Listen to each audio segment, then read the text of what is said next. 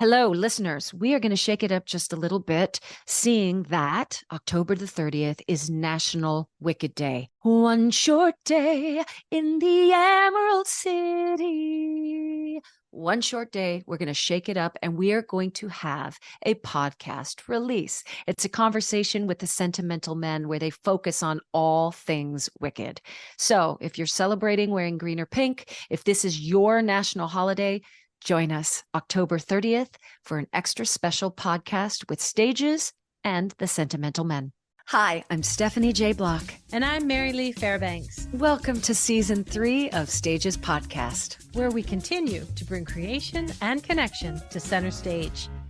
I prefer to be in a pool or something like that rather than being in open water. No sharks and jellyfish. Because of my fear of sharks, because of watching Jaws when I was very young. Yeah, me too.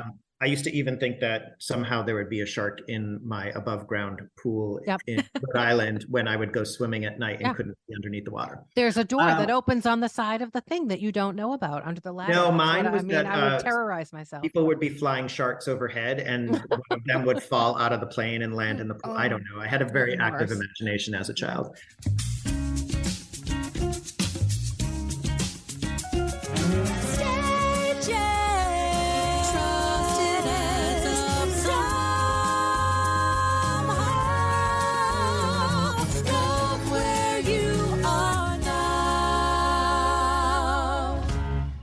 As actors, we are taught that a character is found from the inside of ourselves, from an emotional place, and then we are to work our way to the outside, to the physical. But it is an undeniable and powerful discovery when an actor works with a designer that helps us find the character through their vision, that helps us transform the actor entirely, and then help define the way that actor will be remembered for decades and decades to come. I think of how I felt when I first saw Phantom and Phantom of the Opera, Beetlejuice and Beetlejuice, Fosca and Passion, Elphaba and Wicked. And for the latter, I got to be, in quotes, the room where that incredible discovery happened. The brilliant and creative artist who designed and developed Wicked's iconic looks is here with us today. Joe Dulude. He is the one to thank for Elfie's shade of green and Glinda's shimmer, for Madame Morrible's dramatic Aussian kabuki look. He's completely audacious in his work, and why so many actors want their face to be his canvas. Beetlejuice, him. MJ the Musical, him. SpongeBob SquarePants, him. Sunday in the Park with George, him. Anastasia, him. Beautiful, him. Torch Song, him. And on and on and on. He's a teacher, a fine artist, a performing artist, a drag queen, an Emmy-nominated artist, and a dear, dear friend. And he's truly one of the coolest humans on the planet. And I don't mean like cool because he's friendly and awesome to be around. When you go to his website, look at this man. He is the coolest person on the planet. We are lucky enough to speak with him today during a very brief pit stop here in the States before he's off again to another exciting adventure and project. Please welcome to Stages Podcast, Joe Dulude II. Joe Dulude to stage, please. Joe, can we have you to stage? Well, Hi. hello. Hello, Joe Dulude. Hey, It is so good to see you, my friend. good to see you too. I'm so happy to meet you. I'm happy to meet you too. That was such a lovely introduction. It's almost Oh. like I got teary-eyed for a You bit. did. You got a little misty. I did. You know what I loved about it, Steph, when you said how actors tend to find things from the inside out, as sort of what you're taught. And then That's what we're taught. you do, Joe. Yeah, that's what we're taught. And what you do, Joe, is from the outside in. But the truth is, from a yogic standpoint, it's actually the balance of the two that create the perfection, because it can't be all inside out. Like when you go to a yoga class and they pump the heat up to like 105, you know how they do those classes? Mhm. I always I say throw to up, but yes, Oh my yes, I God. know those. Yeah. I always say to students, you can't do that because true transformation just can't come from the outside in. And it also just can't come from the inside out. You have to have the balance of those two things to create real change and to create real perfection. So I loved that you said that. And that's just what popped into my mind. So Yeah. And the way that I've always designed too is like I come up with a design, you know, I read the script, I go through all that, I talk to the costume designer or the director, whoever it is that's giving most of the direction. But I also talk to the actors when I'm doing it. I mean, Wicked was my first show that I had ever designed for Broadway. Were you terrified? And, yes, very much so. And I had come from an editorial fashion background, which is why I got the job, because that's what Joe Mantello wanted. He didn't want someone with a theater background, but I had done theater, so I understood lighting and I understood all of that. And also with editorial, like I did photo shoots and I understood how I remember the Vanity Fair shoots of all the characters. That was exquisite. It was really amazing. And it was fun to be able to do that and be able to do something really fun and different and exciting for that shoot, instead of just like the regular, what we'd normally do for stage. But I remember, like, especially with Carol Shelley and Madame Morrible, like that was such a great experience, because I had my direction that I was given, which was Queen Elizabeth I. That was it, which I loved. And so I had my ideas, and then she came in and she had brought in some reference pictures, and she had her own ideas. And then we were able to combine our ideas together to make something that we both really, really loved. And I think that, it was the same thing when I did Follies too. Like I had all of these women, established women in the industry, playing these characters. And so they have opinions. We have opinions. They had a lot of opinions. I think sometimes that's why I get hired, because I work well with opinionated divas, women. Opinionated older actors. But and I remember sitting down with each of them and being like, okay, it's early 70s. Do you think your character is of the time period, or is she still wearing her makeup from the 60s, or is she still like the opera singer? Like we decided she was just going to be still doing that like over the top makeup, that as if she was still on stage. So it was really fun. That's what I love about it, is I love collaborating with the actor and kind of being like, how do you feel about this? Is this good? Do you like this? I know that Carol, now that she's with the Angels, wouldn't mind talking about, because she kept her character pretty quiet, like how she saw Madame Morrible. But am I right in saying that she saw herself as a bird? She saw herself actually as an animal. She never specified what animal. And the reason she had the big hair was because she was hiding her horns. And the reason she had the pistol was she was hiding her tail.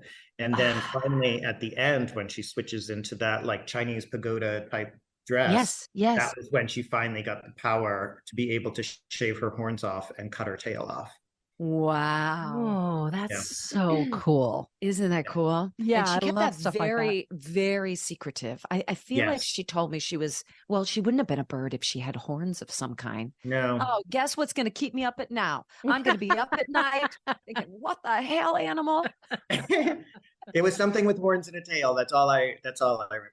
So does it come pretty clear to you though, if you're reading like the source material or you have these discussions, do the visuals for you at least come pretty clear, and then, or do you have to adapt them as you understand the character a little better? I think it's a little bit of both. There are some shows that I can go into and I have a very clear vision of what I want to do, and it works out and is wonderful. And then, for example, SpongeBob, I designed that show 3 times before I got what the costume designer wanted. And it was such a vague description. I was told 80s, 90s, East Village, Burning Man, early B-52s. What? Oh my That was what I was told. And so I started doing these and Burning Man, people don't really wear a lot of makeup at Burning Man. They don't wear a lot of clothes at Burning Man. It's more about the outfits and stuff. And so that was a little, but I got the feeling that he wanted, but like it was so difficult because these people were not only the characters in Bikini Bottom, but they also sort of played these generic like beach people in it, for different scenes. And so they couldn't be too over the top, because then that wouldn't work when they're just in like a t-shirt. Shorts. Right. And they do the quick change. Yeah, because I had tried to start pulling from like aquatic animals and patterning that they had. And the principals were fine because they had the least amount of makeup, because we didn't want it to be distracting to the audience. So they were always fine. And Mrs. Puff and the mayor were always fine, because I had a very clear idea and it worked for what he wanted. The rest of them I did 3 times before I got something that he wanted. And I wish I was David Zinn, and I wish I could remember what he said to me that day, but he said something and I went, oh, so like me and my friends when I first moved to New York. So some of those characters were wearing makeup that I used to wear when I would go out. Oh, Mm. wow. Yeah. And how do you begin the design? Do you sit down with a notebook and just start drawing? Do you sit down with a friend and just start putting makeup on them? Where does it all begin? Do you like see it and dream about it and kind of live it until you can put it on a face? Or how does it start? What's your process? It's different for each one. Sometimes I don't, beautiful, I didn't even design until I actually did the makeup on the people because it was 1960s. And we also had like sort of these medium toned women of color. And I just thought this is very specific makeup and I have to wait till I can do it on their faces to be able to figure out what I need to do. But sometimes, I get hired at the last minute and I have to rush to get it done. But I find I work better in the rush rather than when I have lots of time to prepare for it. But usually I just pull out face charts, like blank face charts that I have printed out. And then I just start doing the makeup. Like I'll do my research and look up any references that I might need.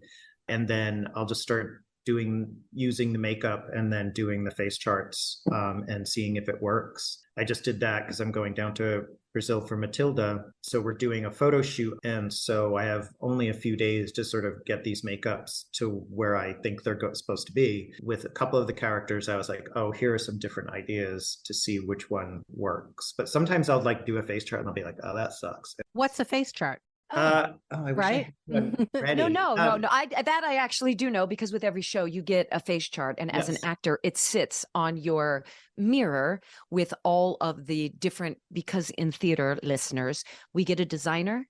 They will put it on our face for approval, but then it's up to us. Once we're sitting in that chair, we have to pretend that we are, makeup artists ourselves. But we need that face, right? So it's a face chart that.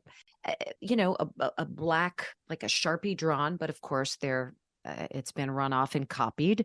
The designer will have every single color that they used, what to put on first, how to start, your rouge, what brush to use. And so we can put on our own makeup that will, mimic what they did for us. It's never executed the same way that someone like Joe Dulude or a makeup designer will do. Right. But you get pretty good at it after a while. Doesn't matter how long I do a show, that chart better be on my mirror, because especially with characters like Liza Minnelli or Cher, you skip a step and that feature is no longer highlighted and it looks different. What they design for the stage is so different than what you see in the mirror. So what I do then is I scan them all into the computer and then I will type up all the products that we're using for each thing.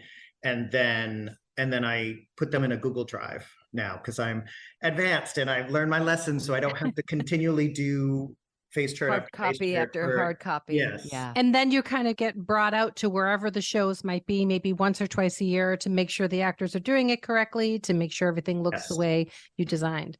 And how often do you get there and it doesn't look like what you designed and you have to go in there and start whipping people back into shape? Does it happen a lot? It doesn't happen often, but it does happen. When I used to go to Wicked London, I would always have multiple notes for the female ensemble. They would just do their makeup so hard and harsh, and there would always be some notes. Well, after the pandemic, I had gone back to Wicked in the US and the Wicked tour, and also Wicked London, and it just looked so old to me and so dated. Because the ensemble for Wicked, they were designed after editorial makeup from 2003. So it's very dated now. And also MAC had discontinued a ton of colors. So everybody was wearing something different because they would just be like, well, this color's not made anymore, so we're just going to use this. And so I redesigned the entire female ensemble. And when I went out to Wicked London last year, I had not one note for the female ensemble. Nice. Awesome. It's crazy that MAC would discontinue because you would think Wicked alone would keep the colors. Oh, I'm continually asked made all the time. What did you use? Well, they haven't discontinued the green, luckily. Oh, okay. That's one thing they haven't discontinued. But if they did discontinue it, we could get it made by someone else. That's one thing I'm not worried about.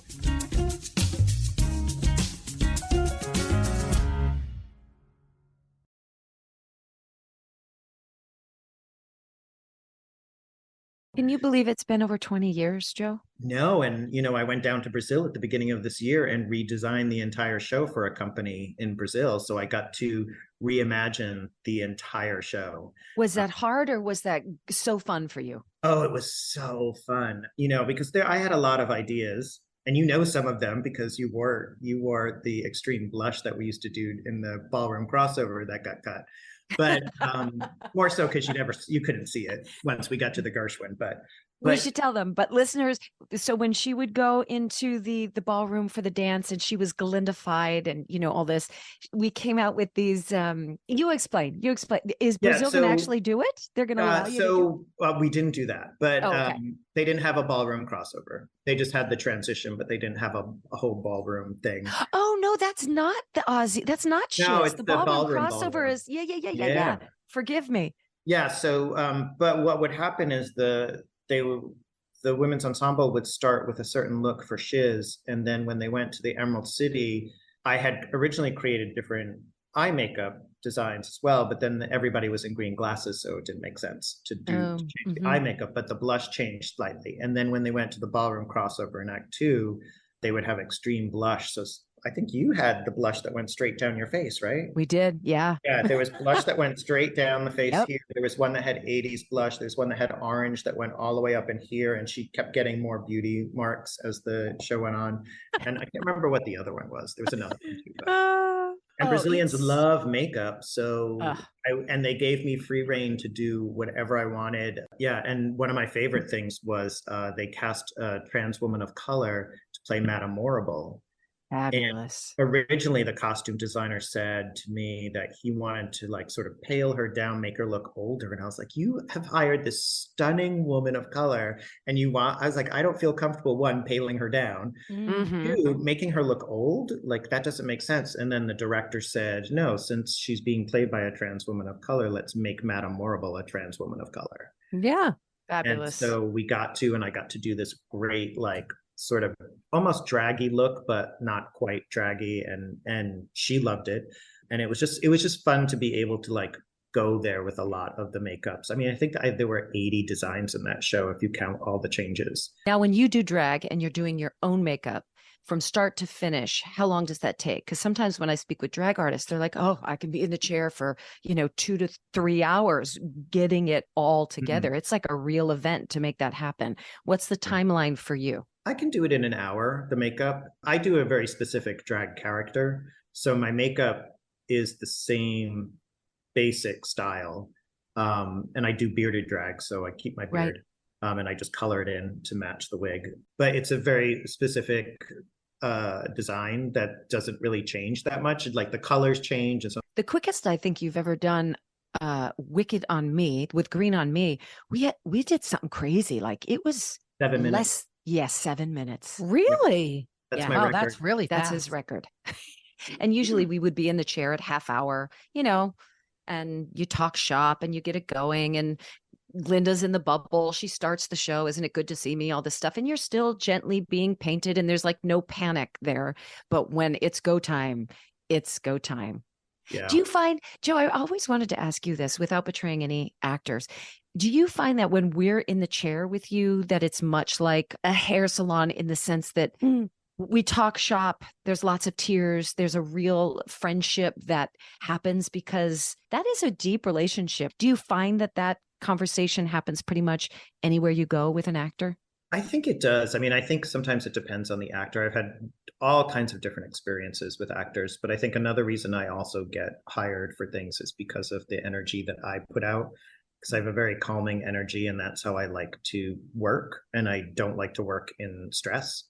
And so I feel like that sort of rubs off sometimes on the actors. I think the fault that a lot of people make is that they try to be friends. Right. And that has to happen organically. And also, you are doing a job. So even if you are that person's friend or you're friendly with them, you are still there to do a job. So you can't go in and start complaining and talking about your life nonstop, because if that is brought up, and if the person is, kind of brings that up with you, that's a different story. But like, just to go in there and sort of like vomit all of the stuff that's happening in your life. Yeah. You never know, like you're getting ready for your role. Maybe today, like you're not feeling it and you really need to like focus on this, and then to have someone like just be like constantly talking. And actors are very empathic. So if you're coming in a certain way, they're going to kind of pick up on that. It could be overwhelming for them. It could kind of be depleting or exhausting. I know for me, when I kind of get talked at and I don't have the wherewithal to absorb it and give something back, you almost feel a little bit accosted in a way. You're just like, please stop. It's like verbal little rocks being thrown at you. Sometimes. And dressing rooms are very small spaces. Yeah. So if you're not picking up on the social cues between each other, it can be really exhausting, really overwhelming.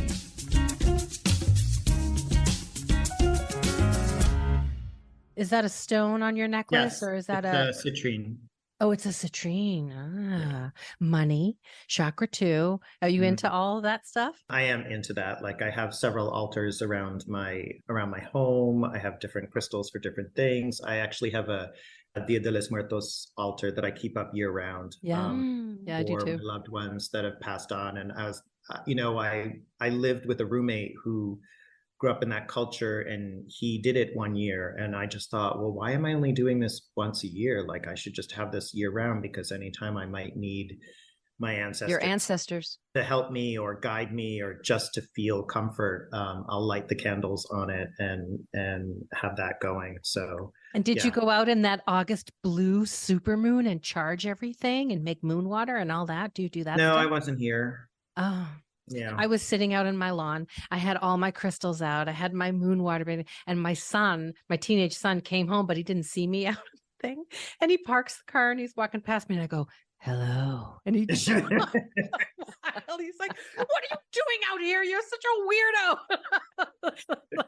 We were flying back home. We were flying back to California, and passing it, and the moon would be like in this window, and then it would be in that window. It was almost like you could hold it in your hands. Could you feel it? Could you feel the energy being so up there, so close? Oh, I'm kind of jealous. Yes. I wish I was in a plane. Everybody in the plane seemed to change. Like, we were, the lights were dim and we were starting to get quiet. And then somebody saw the moon, and you could feel, talk about, social understandings, this collective energy of, oh my gosh, look. And everybody's energies just started to crackle in the plane. So awesome. It was really, really awesome. Yeah. When I lived in Western Mass, it would be enormous. And you would just see it so huge, because we were in a valley, and so you kind of see it like coming over the mountains, and it was really beautiful. I'm back in Rhode Island now, so it's not quite as the same, because I'm in the suburbs and not out in the middle of nowhere. But do you find a lot of inspiration in nature, and have you ever designed or developed something based on the elements of nature? Oh, totally. Like, I find inspiration from everything: nature, art, other people, film, everything. And I was doing a fashion show in New York, and it was like alternative fashion. So it was a lot of like latex and vinyl. And I was watching I was watching a documentary on killer ants, and the color of the ants was like this really dark, like black red, like really shiny, dark black red. And the color just fit the color story of the show. And so I made color up, like I mixed lip gloss with some pigments and stuff, and made this color and used it as the eyeshadow for a lot of the models. And it was like, it was like the perfect thing. Like, as soon as I saw it, I was like, this is it. Like, I know this is what it's going to be. So when I didn't even know you had designed it, so I apologize in advance for that. But when I saw Jesus Christ Superstar live, I was like, they all look like Joe Dulude. The tattoos, the eyeliner. And then I come to find out, doing more research, I was like, well, it was Joe Dulude's design. Yeah. Did you do that purposefully? You were like, these people are me. These are my people. No, it just happened that the aesthetic of the whole show was me. That was what the design was. I was like, I would wear all of this clothes, and basically Paul Tazwa was like, I want them to look like they're in the desert. So I want them to look like sun-kissed and, reflective and it was kind of rock and roll. And it was just really fun because I was like, oh, this is just, I mean, I would fit into this world really well. In fact, I was teaching at the time at Muhlenberg in Pennsylvania, and one of the fellow teachers texted me when the show was going on, when the Simon Zealot character came out, and she was like, did I just see you on TV? And I was like, no, but we kind of looked like, it was funny, if you looked at the guy that played Pontius Pilate, the guy that played Simon Zealot, and me, if we all stood together, it was like a progression. Like Simon Zealot looked like a younger me, then there was me, and then there was Pontius Pilate who looked like an older me. So it was kind of cool.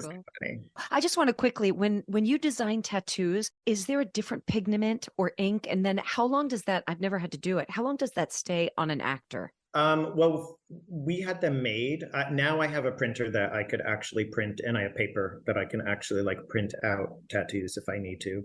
But what it is it's a tattoo transfer paper. And so I designed the tattoos in Illustrator, Adobe Illustrator, and then sized them up, kind of measured my body and to see sort of like how much it would be, and then kind of did a couple of different sizes of things. And then we had them all printed out by someone. And what they did was they printed them like at 70%, so that they didn't look solid black, so they were like tattoos that had been there for a while. And for that, Paul Tazewell gave me no direction on that, nothing. He didn't say anything. He was like, I was like, I need something to go on. He was like, whatever you want.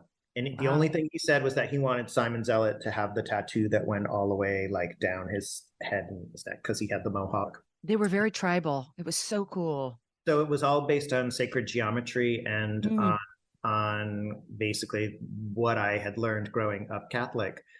So everything was sort of based on the Trinity. So a lot of things were in threes. And then Judas's was 3 pieces, and it was a Sacred Heart, but it was very geometric, and it had, the inside was separated into 4, so the 4 ventricles of the heart. And then instead of flames on the top, I had looked at old Aramaic script and had kind of taken that as inspiration and kind of done my own.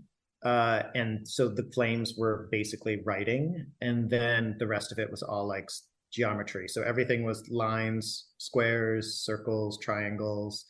And then we just made a bunch of generic circles, lines, and things, so that when we were doing the tests, if things didn't look right, we would just put them all together and kind of make a design. But the Simon Zealot one it was very geometric, but it was based on a church. I just kind of did it and kind of made all this line work, so it was kind of like a weird version of a cathedral with like weird lines. And we took it and we just cut it up into pieces, and then I think he had 10 altogether that were placed on him. So we would just cut different sections off, and that was just a test. Like, I did it in Photoshop. I found a picture of someone with a mohawk in profile and took the graphic and just kept cutting and pasting and cutting, piecing it together, and then just said, okay, this is what we're going to try. And then it worked. And they usually last for a bit, as long as you don't like wash or rub them.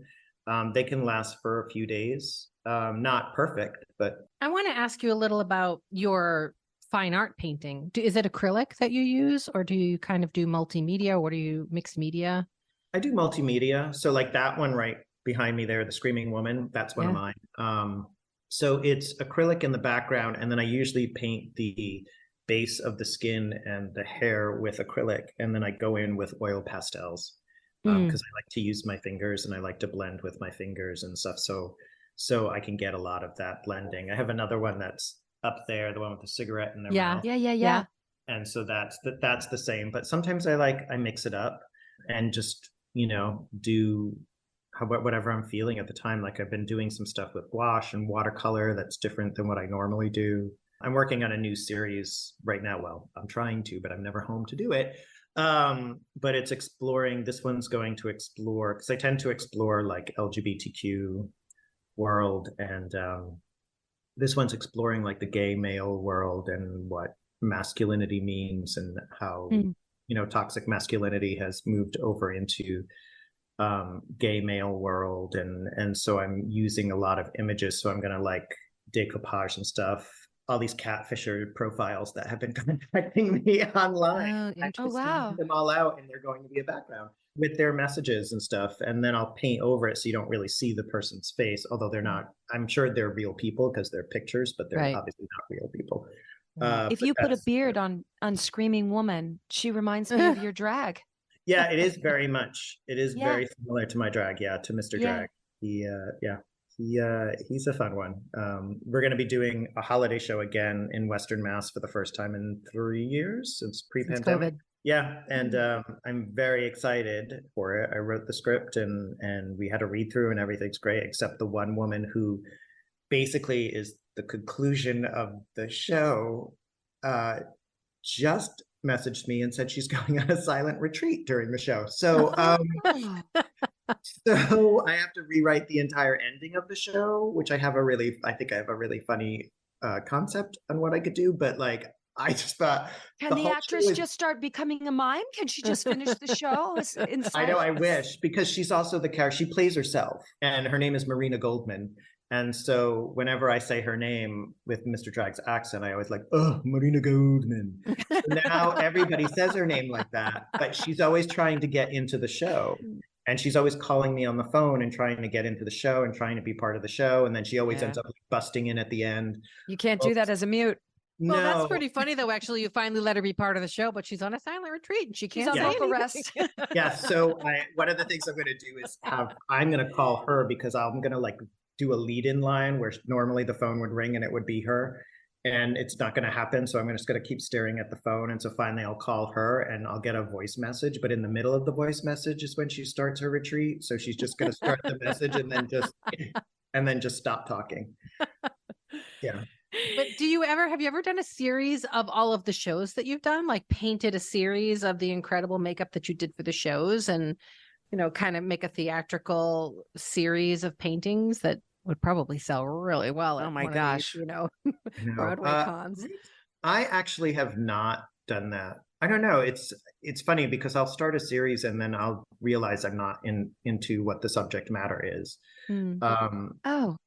Like I'll come up with a really great concept and then I'll start working on it and then I'll be like, oh, I'm not feeling this. The one with the smoker up there, that I did a series of 23 paintings during the pandemic because I finally had time to actually paint. And I found drag queens and drag kings on Instagram that sort of pushed the boundaries of what masculinity and femininity was.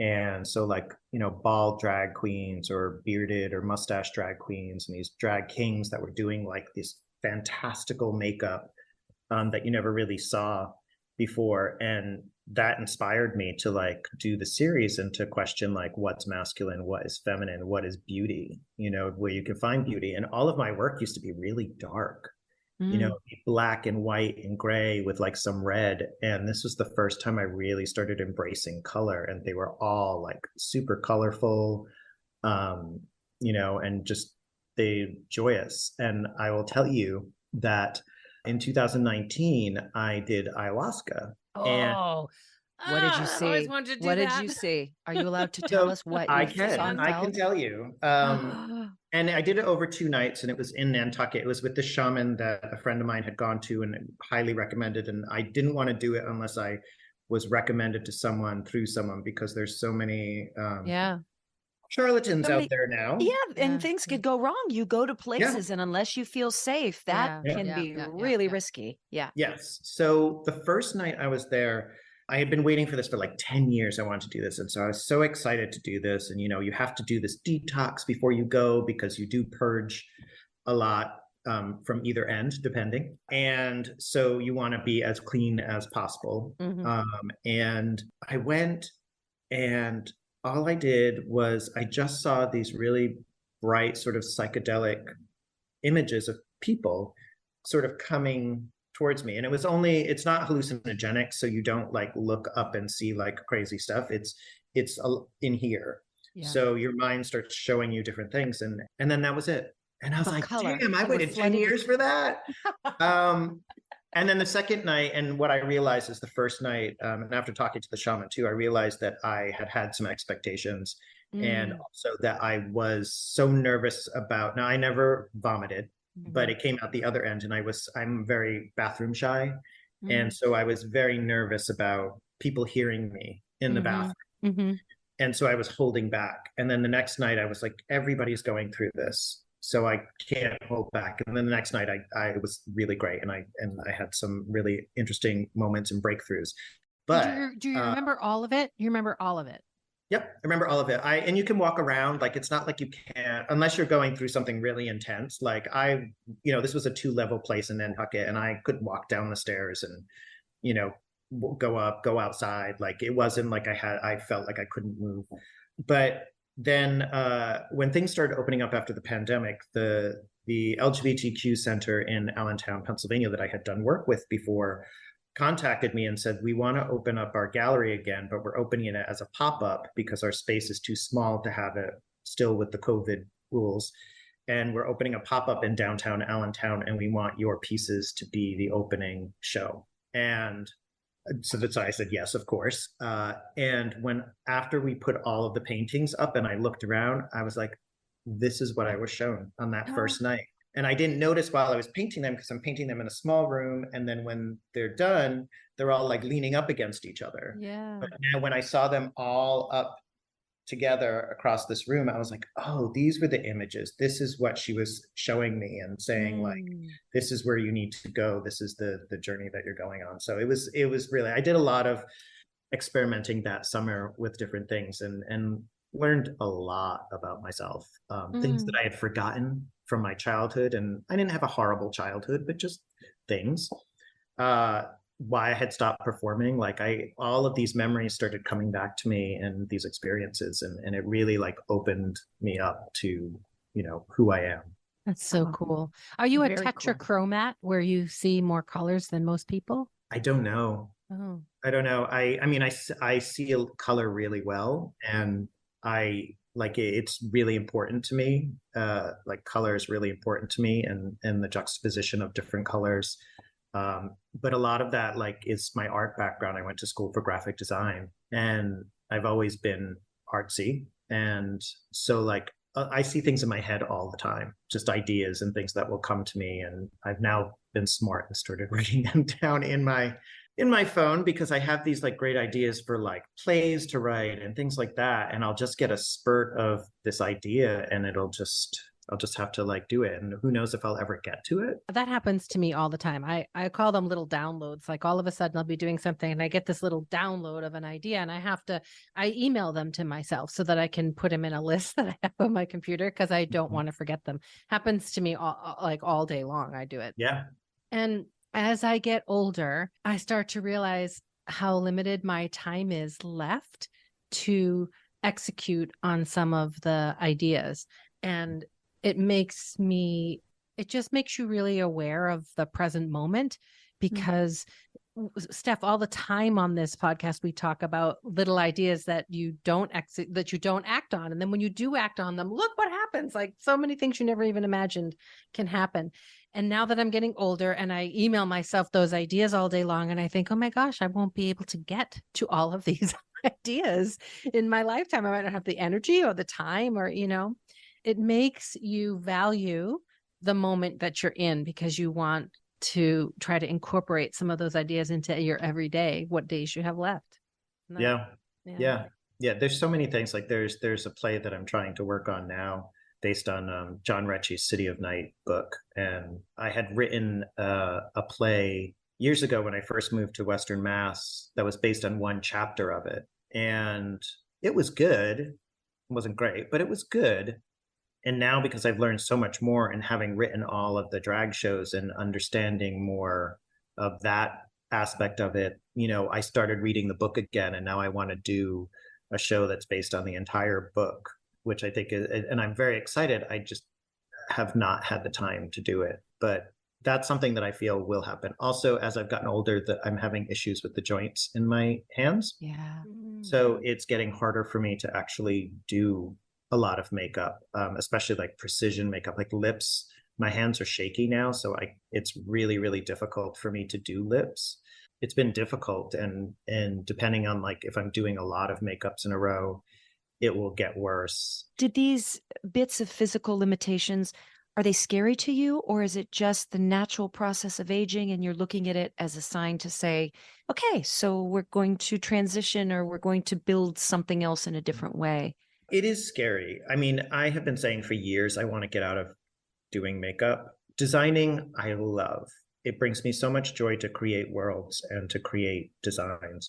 Doing makeup doesn't bring me as much joy anymore, especially in film and TV. I do it and I'm happy to do it. It's also rough as I've gotten older. I don't know how these people in their like 60s and 70s are still doing film and TV and working like 12, 14, 16-hour days. Like I'm having a hard time with it, you know, being out in the cold, being out in the heat, you know, being out in the rain. And so part of it is scary because I'm like, I don't know. I have lots of ideas of things that I could do. Most of it costs money and money that I don't have. And to do some of the things that I would like to do, I need to be able to support myself for a while until it picks up. I've never had that security. You know, sometimes it's very scary when you go like now, I have been working nonstop. And while everybody else is not working because of the strikes, because of theater, I pretty much will be working until the end of April. Can I ask you though, speaking of that, maybe this is too personal, but why can't you negotiate into your contract a small piece of the show? They don't do that. Point. They would never do that. I mean, you're one of the designers. Shouldn't you own a tiny piece of what you've designed and it goes out into the world? But it's like we get a weekly royalty. So your design is there. I've had to fight for that though on some shows. So makeup is the lowest rung of the ladder in theater. We get treated the worst sometimes. We also, I can say this for a fact, I have been treated by some producers as if my job is not really important and that there's no skill in it. Like they're doing it because they're hiring me because they have to, but they don't think that it is integral to the show. Can you imagine something like if we obviously just not something like BEETLEJUICE or, you know, SpongeBob or something like that. Obviously there's makeup that you can see, but especially on like some period pieces, you know, they think that because if you're good at what you do and you go in and you teach everybody and they look great when they come out, they just think that happens. They don't understand that there's work behind it and that there's skill behind it, and that I can come in in like a few days and, you know, do an entire show and teach everybody. Yeah. But to not value you all in the way, I mean, I even see it with the, you know, Tony nomination categories, that there isn't one at all for hair and wig and makeup is shocking to me. Because if you strip that aesthetic completely, that design completely from any production, you're only getting a fraction of the production.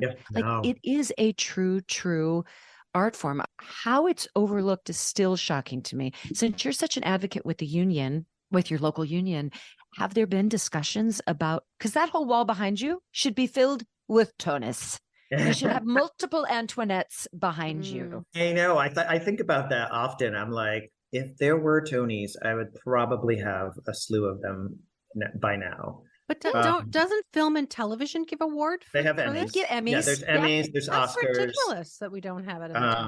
It is. And I know that multiple people have advocated for it. I think the unions advocated for it. MAC Cosmetics at one point was really like pushing the Tonys to have a category, and they just won't do it. They won't do it. What's the why? I don't believe there is a why. I think they just don't want to do it. They don't want to add anything in. And that's the way it was. I mean, I understand back in the day why there wasn't a category, because there were no makeup designers and there weren't wig designers. There were wig makers. And then the people would just style them. But the costume designer would sort of like say, this is how I want you to look. And a lot of times the actors would just come up with the looks themselves. I mean, I think Angela Lansbury for Sweeney Todd, that was her. Wow. I think I could be wrong about that, but but back in the day, that was something like they would basically say, do something. And then they would kind of do it on themselves and then I guess get notes but so I get that back in the day, that wasn't what it is. But I mean, pretty much since Phantom and Lion King and Wicked, like most shows have makeup designers Yeah. and wig designers now, and they just refuse. I don't understand why. Like, oh, is it going to cost you another $100 or a couple $100 to like for 2 more awards? You Oh, know, exactly. Right. Exactly. you Or know, an extra 3 minutes on the broadcast on Yeah. Paramount Plus before the, the big broadcast on big yeah, you're big not going to clubs really on CBS. televise it anyway, so it's not going to take up your time. No, it's just saying, hey, we see you, we honor you, the community is celebrating you. Yeah. We can't do it without you. And because of that, we're not a commodity. Producers can't use us to sell the show because we don't get awards. So if we were to get awards, then we would become a sellable commodity where then they can say, oh, now we've won 5 Tonys instead of 4, one for best hair and makeup. And you could put it in the same category because we do work in So conjunction. closely together. Yeah. I can't even imagine.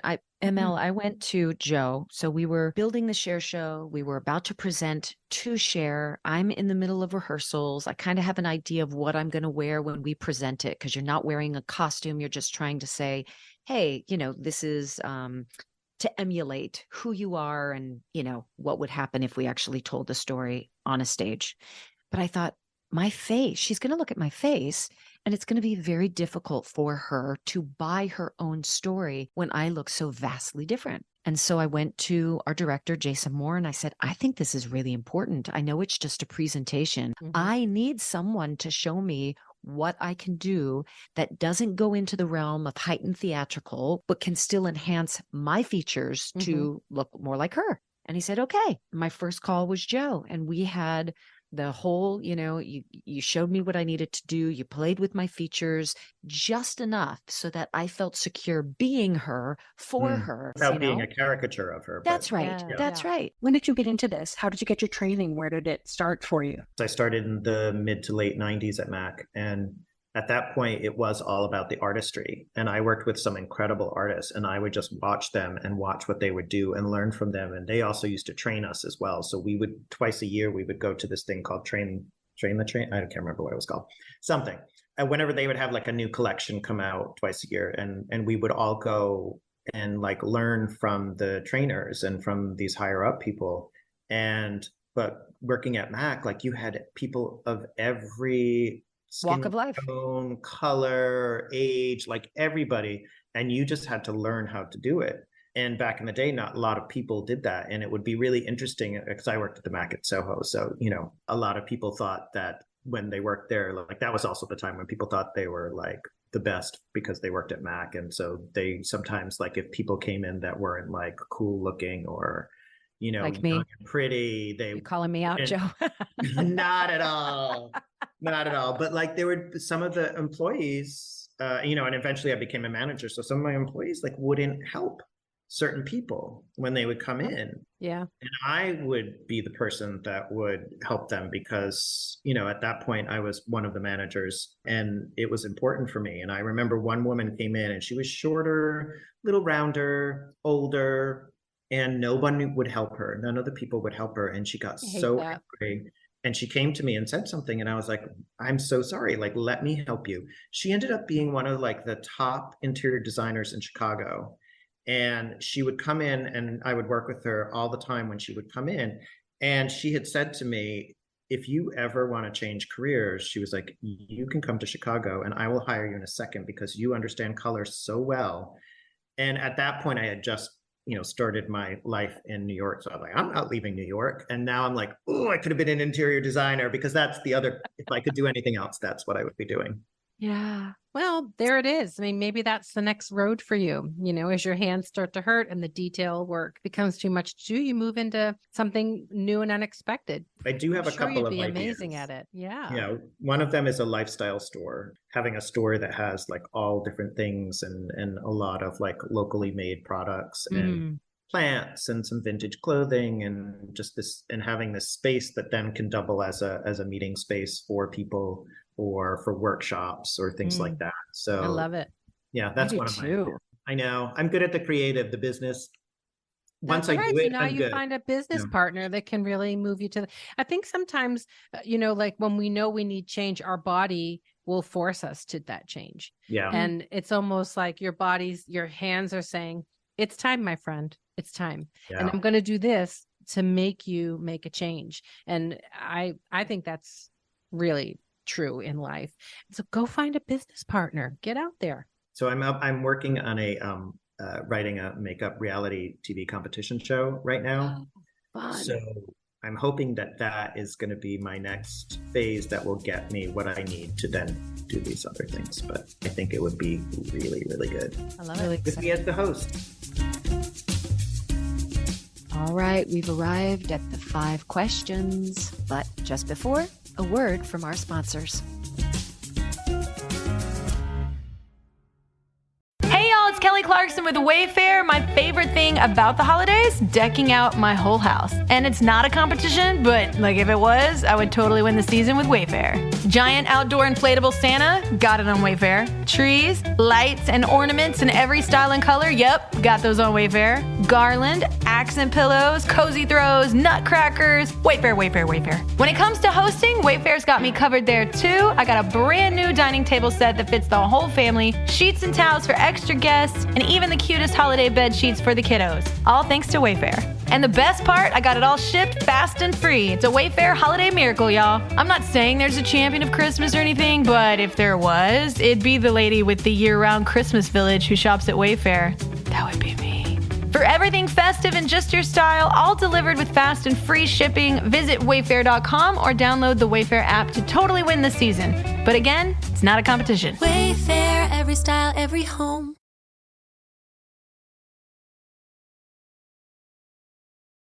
Describe for me your perfect sandwich. Well, it has to be gluten-free bread now, sadly. Sadly. You know, I have to say my favorite sandwich is like the leftover Thanksgiving sandwich. So turkey, gravy, cheese that I can actually have because I You can't can't do have the cow- gravy I either. It's can't got do gluten. powder. You can If make gravy it without has, gluten. if it though. has gluten-free flour in it, I can. Yeah, you can. You're right. If I'm cooking it myself, so this is if I'm cooking it myself, I would have the gluten-free bread toasted with turkey, the gravy, some like maybe manchego cheese or something that's like that, cranberry sauce, and mayonnaise. Oh, if you were to have a superpower, worldly or otherworldly, what would that be? I have 2 that I can never decide. One is flying, because I feel like the freedom of flying would be amazing, but also I have this weird vertigo with heights, so I'm not sure it would work so well with me. The one that I think I would really, really go for is I wish that I was fluent in every known and unknown language. That's so That's cool. so funny. Didn't we just have another person say that for the first time? Yes, like for the first recently. time. 70 some interviews, and just recently that's come up twice. That's That's amazing. so funny. Yeah, cool. I met a little girl the other day from Afghanistan, and she created a superhero, and that superhero could learn every language so that she could bring the world together and create peace. Mm-hmm. A 7-year-old said that to me. Yeah. I just I wanted love to that. scoop her up and keep her forever. Just to be able to talk to everyone and understand them, but also like plants, animals, like if there's any kind of communication or language that they have, to be able to understand that, to be able to, and then aliens, you know, now that we know that they're real. Speak their language too. Yeah. Mhm. Be like yeah. Lieutenant Uhura on Star Trek and just have a big piece of my Well, trees actually, they've discovered that trees actually do have a language and Communicate. communicate. I Yes. would love to and they learn how to communicate talk with each tree. other. Yeah. I'm about to make a lot of people sad because that smell of fresh cut grass that everybody loves so much, Oh, it's actually the grass in distress. no. That smell that's coming out is the grass expressing distress. I know. I'm sorry, I don't- everybody, but I don't say a really little enjoy that prayer. smell. So Say a little prayer when you walk past a lawn or a field or Mhm. something, and just say, "We see you. We honor you." There's so Mhm. much we don't understand. There's so I much know. we're just blind to. It's I very know. true. If your life were a book, what is this chapter called? Ooh, message in a bottle. Are you desert, mountain, or water person, and why? I'm a mountain and water person. That's why San Francisco was like my favorite place to live, because I had access to everything. If you were a nail polish color, what color would you be? And what would the cheeky little name be? That's an impossible question for you. I think that's really it because it changes. I change my nail polish color all the time, and it just kind of depends on how I'm feeling and my mood. But I just bought this neon, like acidy yellow green that I'm really excited to put on. It would probably be called Me with an exclamation point. Oh, that's nice. I like that. Thank you so much. What a joy to meet you. You're welcome. It was great. Yeah. This was really fun. I adore you. Travel safely. We'll connect soon. Thank you. Thanks, Joe. You.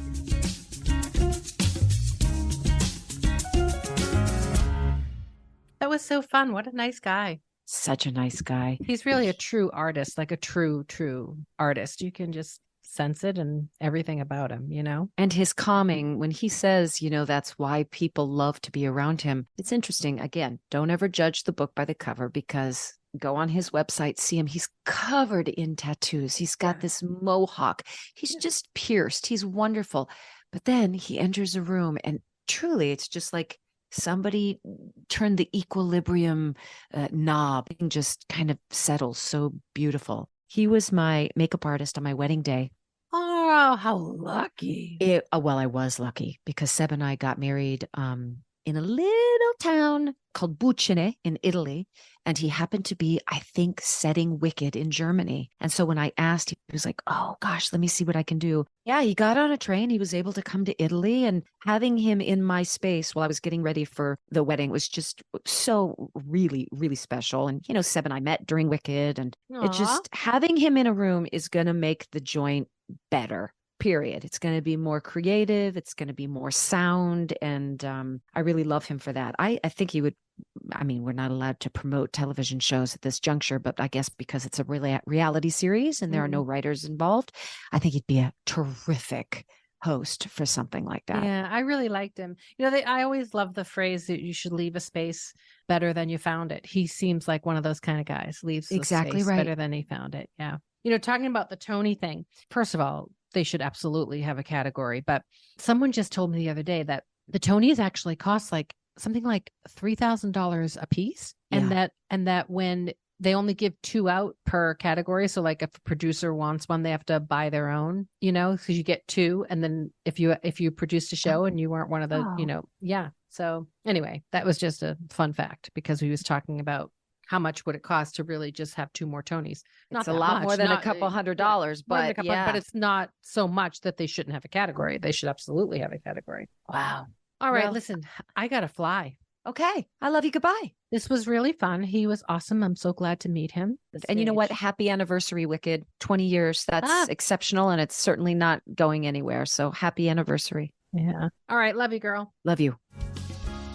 Stages podcast is produced by Stephanie J. Block and Mary Lee Fairbanks in association with iHeartRadio. It can be heard on the iHeartRadio podcast and iHeartRadio Broadway or wherever you listen to your podcasts. Please join our cast by signing up at stagespodcast.net, listening, sharing, and leaving a 5-star review.